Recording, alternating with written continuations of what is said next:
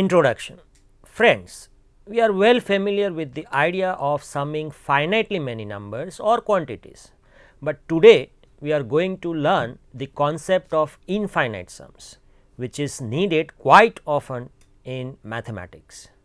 The idea of infinite sums is related to the concept of convergent and divergent sequences, and so we shall begin with the formal definition of sequence and its limit. Definition: sequence. An infinite sequence of real numbers is a function f with domain as set of natural numbers n and codomain as set of real numbers r. Although by definition sequence is a function f on the set n, which usually it is written as xn, n runs from 1 to infinity, or as x1, x2, x3 and so on, where xn is the value of this function at the point n in set of naturals, that is xn is f of n. Thus, intuitively a sequence is simply a list of numbers.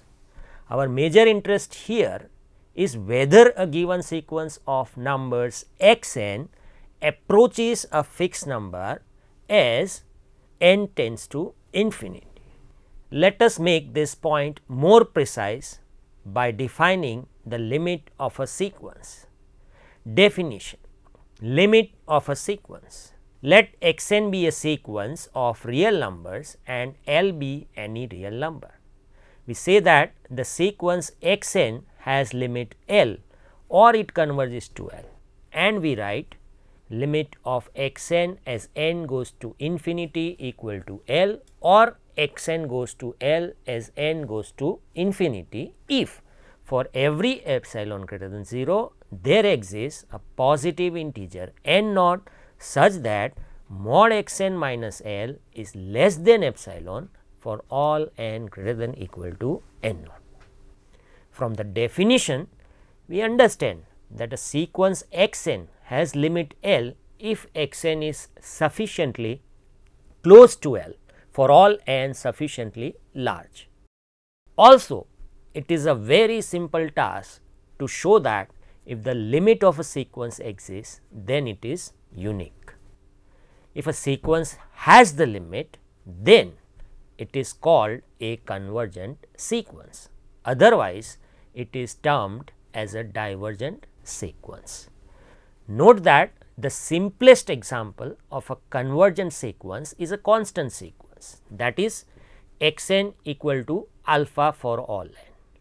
It is obvious that whether a given sequence xn is convergent or divergent depends purely on the behavior of xn for large values of n, and so the first 1000 or the first billion terms of the sequence are irrelevant when we are discussing issues related to the convergence or divergence of the sequences. Properties of limit. Let xn and yn be convergent sequences. Then number 1, limit of xn plus or minus yn as n tends to infinity is equal to limit of xn plus or minus limit of yn. 2, limit of xn into yn as n tends to infinity is same as limit of xn multiplied to limit of yn. 3, limit of xn over yn as n tends to infinity is same as limit of xn divided by limit of yn, provided limit of yn is not 0. 4, limit of alpha times xn as n tends to infinity is same as alpha multiplied to the limit of xn for every real alpha. We now discuss few theorems which are helpful in understanding the concept of convergent sequences.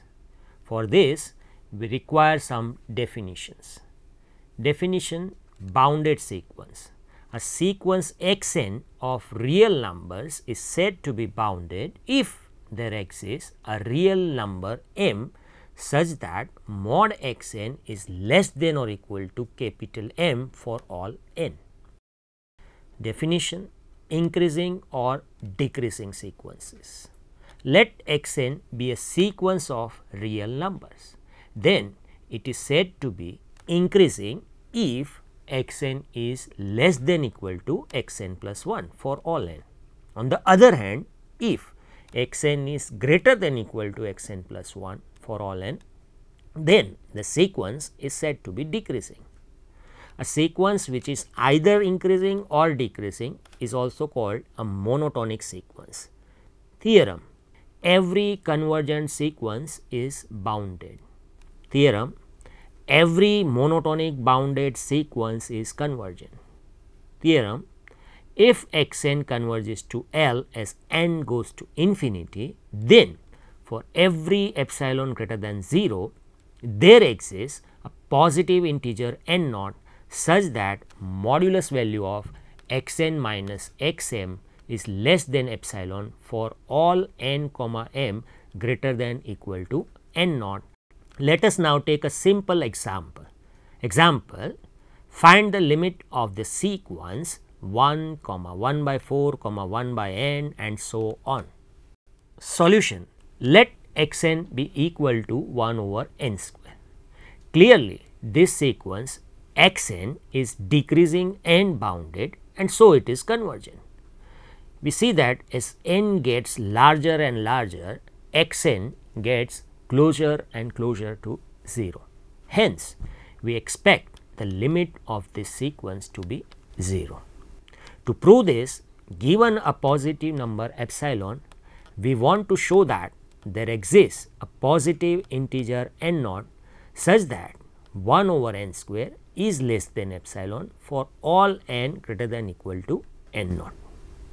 But it is easy to see here that if we choose n naught to be any positive integer greater than 1 over square root of epsilon, then our requirement is fulfilled, and so we have limit of 1 over n square to be 0.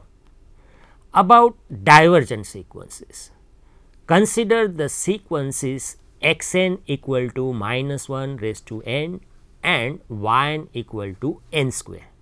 It is clear that none of these two sequences approach any finite number or limit, no matter how far we go down the sequence, and so these two sequences are divergent sequences.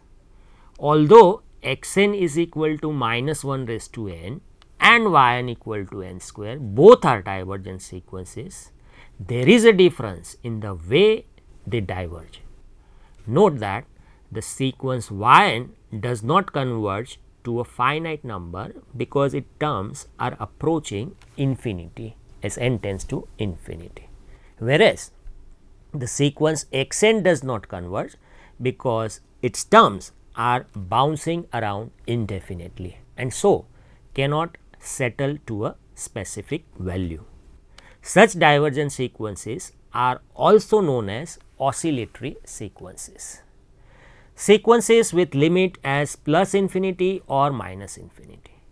We have given a precise meaning of the notation limit x n equal to L when L is a finite number, but sometimes it is equally important to understand the meaning of limit of x n equal to plus infinity or limit of x n equal to minus infinity.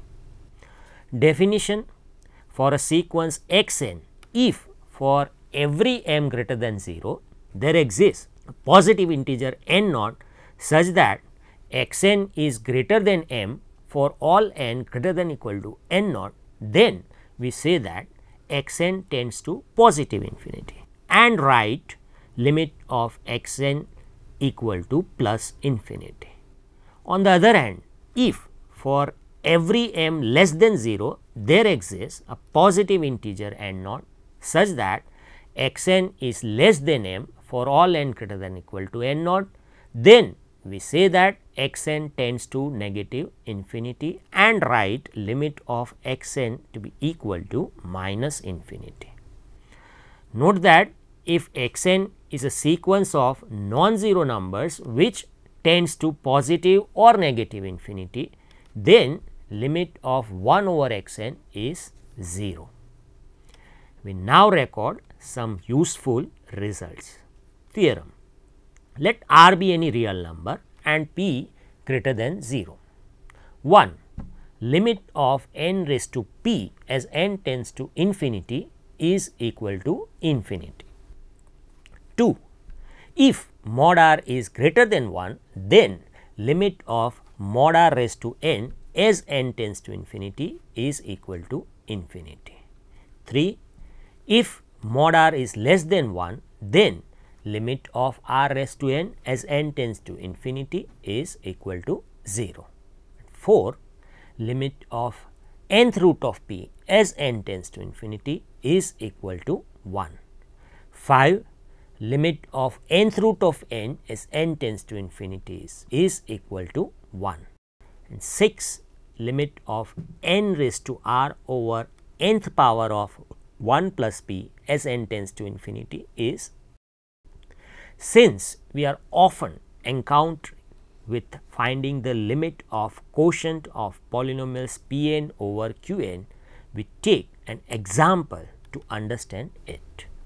Example: determine limit of 2n cube plus n minus 1 over n cube plus n square plus 6.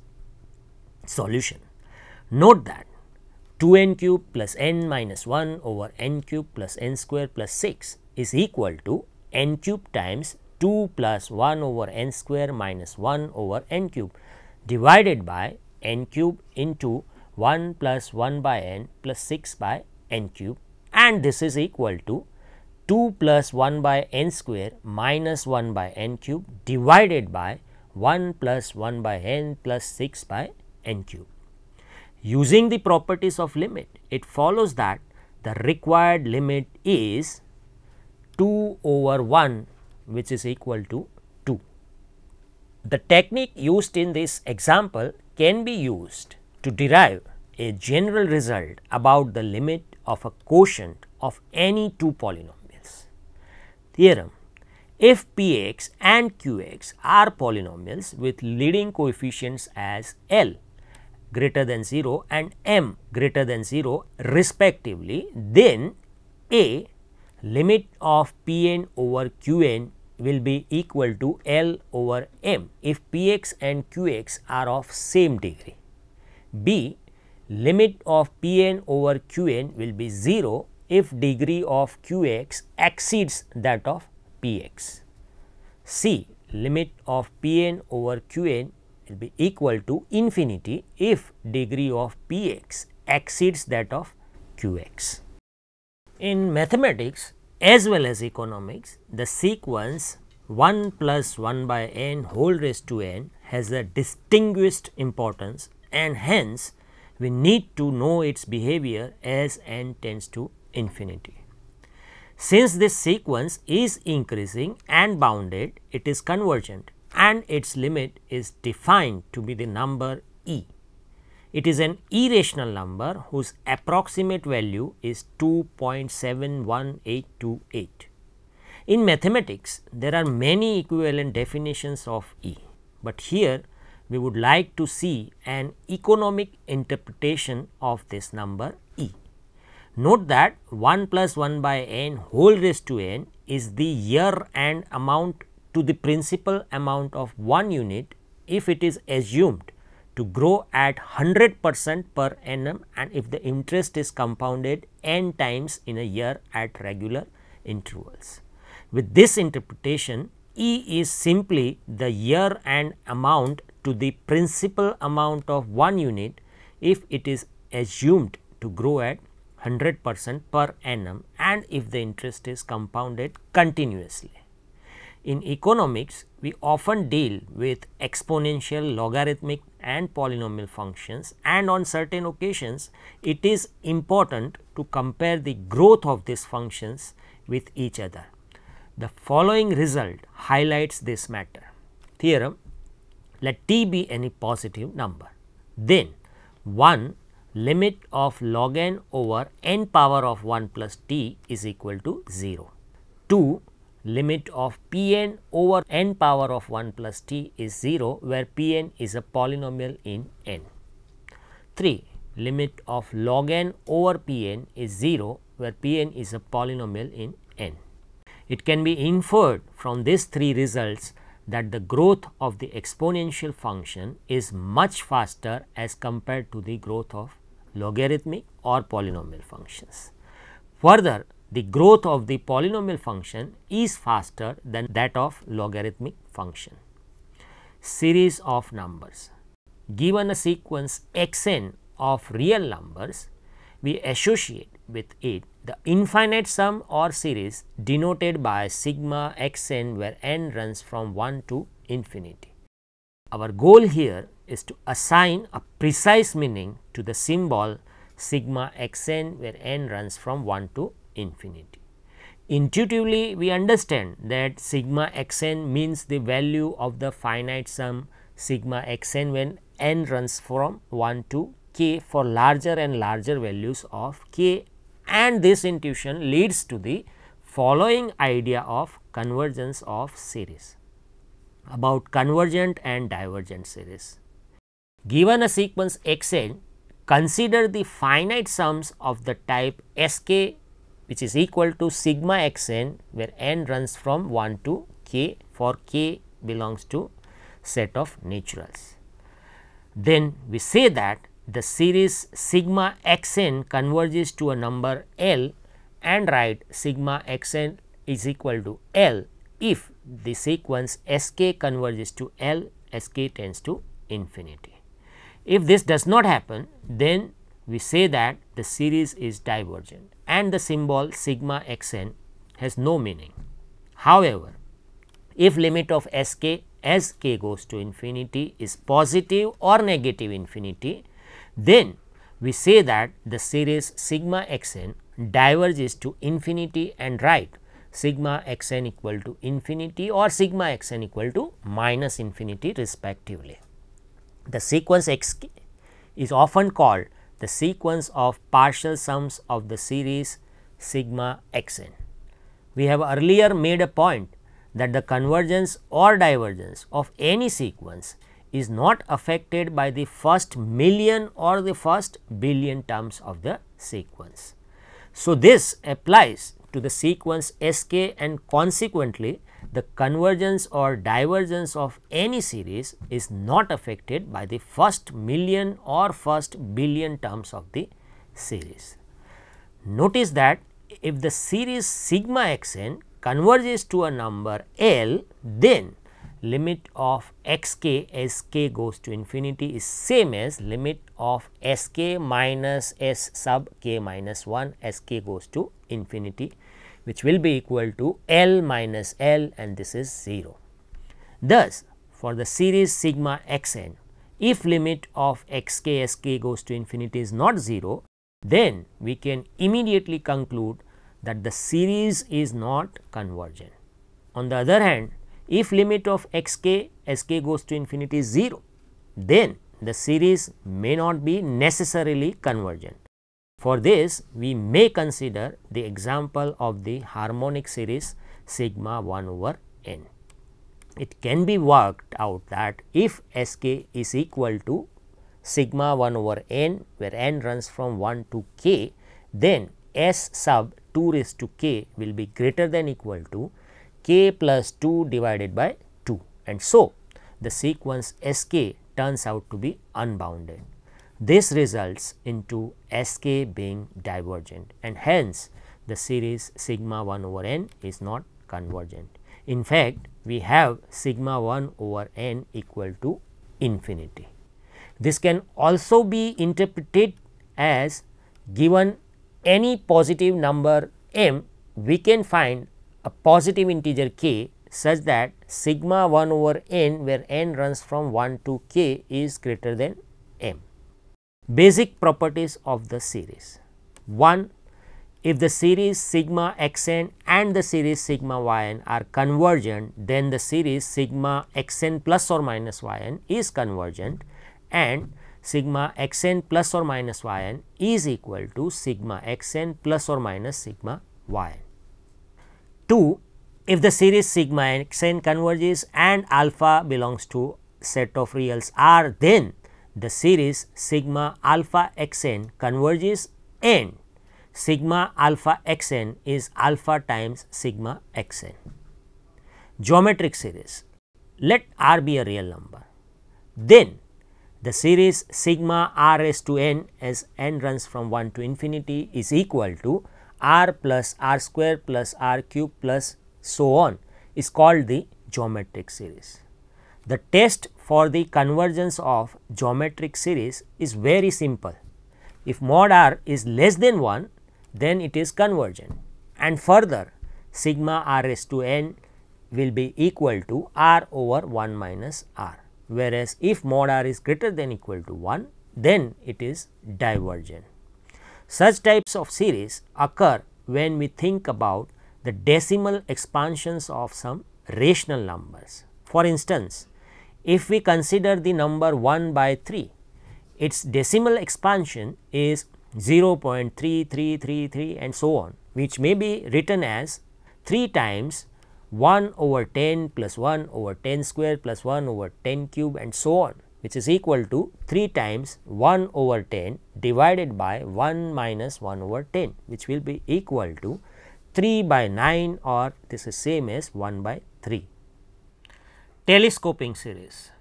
A telescoping series is a series whose partial sums eventually have fixed number of terms after cancellation. One popular example of such a series is sigma 1 over n into n plus 1, or more generally sigma 1 over n plus l into n plus p, where l is less than p. Here we may write sigma 1 over n plus l into n plus p is equal to 1 over p minus l times sigma 1 over n plus l minus 1 over n plus p. It is very easy to determine the convergence of the series which are geometric or telescoping, but this is not always the case for arbitrary series. So, we now introduce some of the tests which help us in determining the convergence or divergence of a given series. Comparison test. 1. If mod xn is less than equal to yn for n greater than equal to n naught, and if sigma yn converges, then sigma xn converges. 2. If xn is greater than equal to yn, which is greater than equal to 0 for n greater than equal to n naught, and if sigma yn diverges, then sigma xn diverges. The comparison test is very useful, especially if we are familiar with certain convergent or divergent series of non-negative numbers. Cauchy's condensation test. Let xn be a decreasing sequence of non-negative terms. Then the series sigma xn converges if and only if the series sigma 2 raised to n x sub 2 raised to n converges. In view of the geometric series test, the Cauchy's condensation test now immediately gives some nice results. Results 1. The series sigma 1 over n raised to p converges if p is greater than 1 and diverges if p is greater than 0 and less than equal to 1. 2.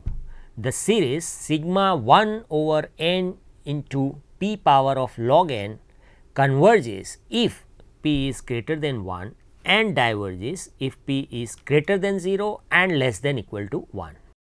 Using these results, we now work out an example based on the comparison test.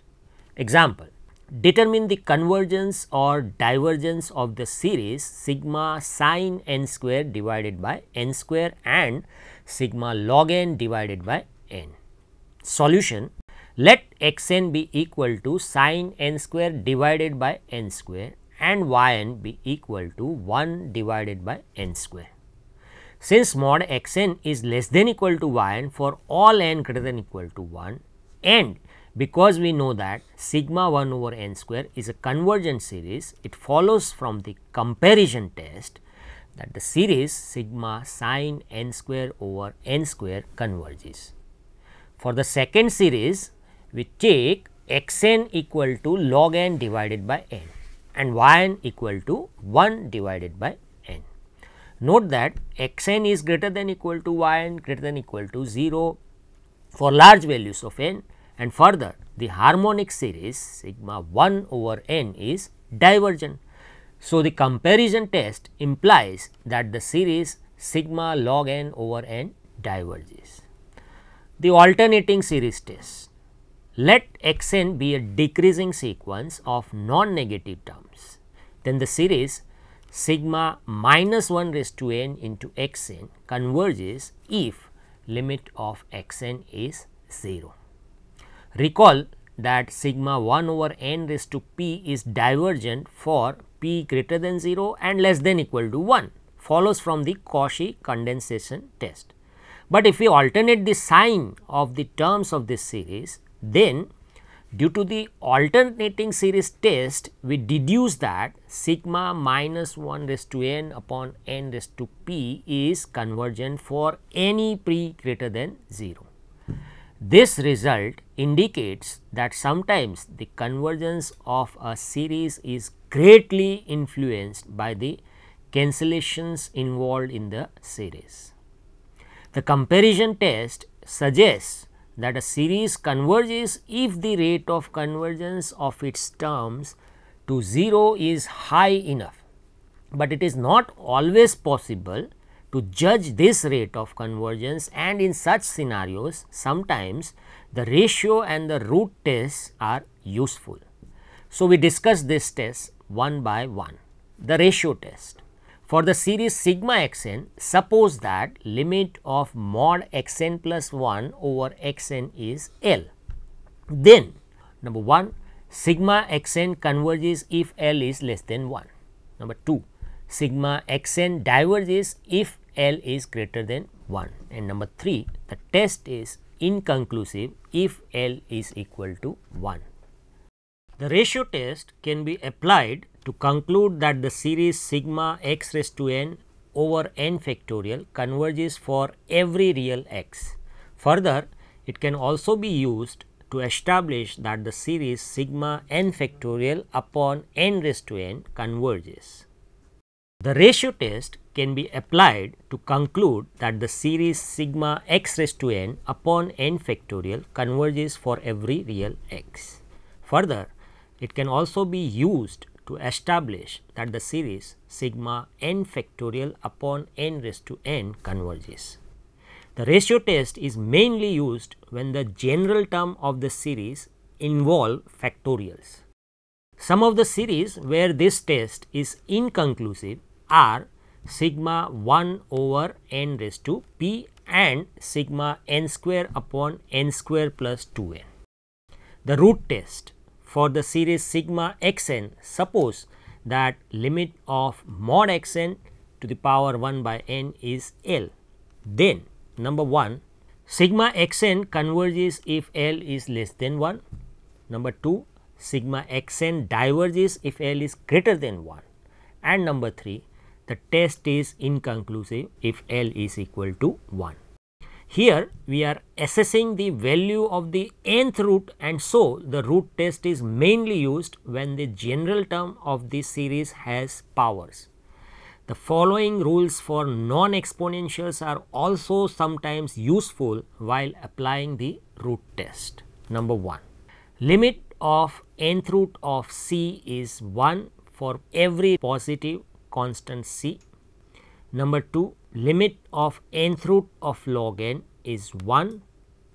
Number 3, limit of nth root of n to the power p is 1 for every positive exponent p. Number 4, limit of nth root of n factorial is infinity. Example, test the convergence or divergence of the series sigma minus 1 raised to n into n square divided by nth power of 1 plus n and sigma 2 raised to n square divided by n raised to n. Solution. Let x n be equal to minus 1 raised to n times n square divided by nth power of 1 plus n. Then limit of nth root of mod x n will be same as limit of n raised to 1 by n whole to the power 2 divided by 1 plus n, and this is same as limit of 1 over 1 plus n, which is 0, which is less than 1. Hence, by the root test, the series sigma minus 1 raised to n into n square divided by 1 plus n to the power n is convergent. For the second series, we observe that limit of nth root of mod x n is same as limit of 2 raised to n divided by n, which is equal to infinity, and hence the series sigma 2 raised to n square divided by n raised to n is divergent. Summary: we give a formal definition of a sequence and its limit and understand the concepts related to the convergence and divergence of sequences. Later, we use the concept of a limit of a sequence to define the infinite sums or series. The problem of determining whether a given series is convergent or divergent is not always easy, and for this various steps are introduced and studied in this module. Thank you.